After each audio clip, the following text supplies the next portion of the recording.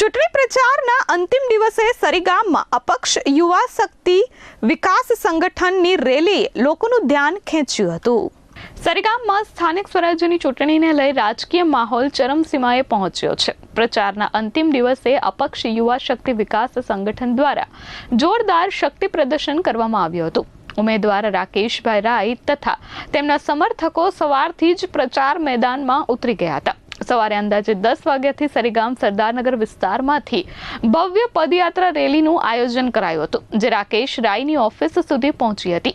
Rally દરમિયાન મોટી સંખ્યામાં કાર્યકરો, યુવાનો અને સ્થાનિક લોકો ઉમટી પડ્યા હતા, જેના કારણે સમગ્ર વિસ્તાર ચૂંટણીમય બની ગયો હતો।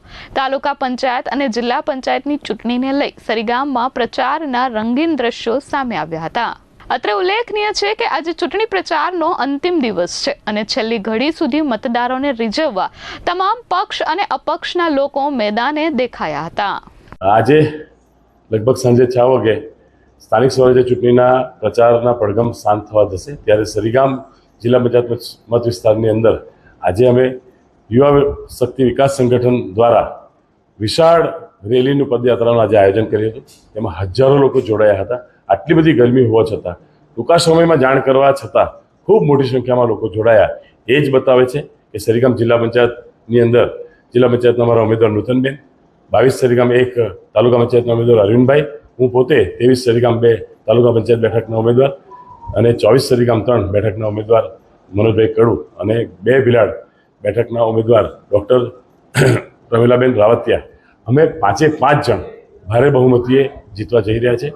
અમે આખું વર્ષ લોકોના સુખ દુઃખમાં સાથે રહીએ છીએ, વિકાસના કામ કરીએ છીએ, લોકોને સાથ અને સહકાર આપીએ છીએ, ત્યારે લોકોના આશીર્વાદ, લોકોનું સમર્થન અને લોકોનો પ્રેમ અમને ફરીવાર મળી રહેશે એવો ચોક્કસ અમને આશાવાદ છે।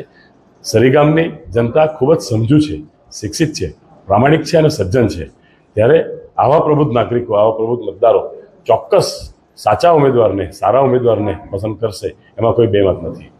જુઓ, ઉમરગામ તાલુકાની અંદર મુખ્ય સ્પર્ધા ભારતીય જનતા પાર્ટી અને અપક્ષ વચ્ચે છે।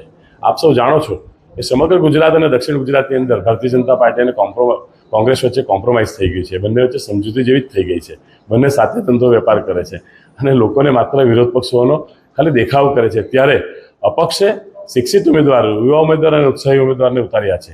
અમને કોઈ પાર્ટી કે કોઈ વ્યક્તિ સાથે કોઈ વાંધો નથી, પણ જે સિસ્ટમ ચાલી રહી છે અને જે સિસ્ટમમાં ભ્રષ્ટાચાર ચાલી રહ્યો છે, જે ગ્રાન્ટો આવે છે તેની અંદર ચોરીઓ થઈ રહી છે, કટકીઓ લેવાઈ રહી છે, એની સામે વાંધો છે। પ્રજાના પૈસા અને પ્રજાના સુખાકારી માટે પૈસાનો સદુપયોગ થવો જોઈએ, આ જ મુદ્દા ઉપર અમે ચૂંટણી લડ્યા છે। ત્યારે ઉમરગામ તાલુકાની તમામ સમજુ અને શિક્ષિત સજ્જન પ્રજા, મતદારો અમને પોતાના આશીર્વાદ આપીને ચોક્કસ ગ્લાસના નિશાન પર મતદાન કરીને અમને ભવ્ય વિજય અપાવશે, એમાં કોઈ બેમત નથી। અમિત સિંહ રાજપૂત સાથે પ્રશાંત પંચાલ, S24 ન્યૂઝ, સરીગામ।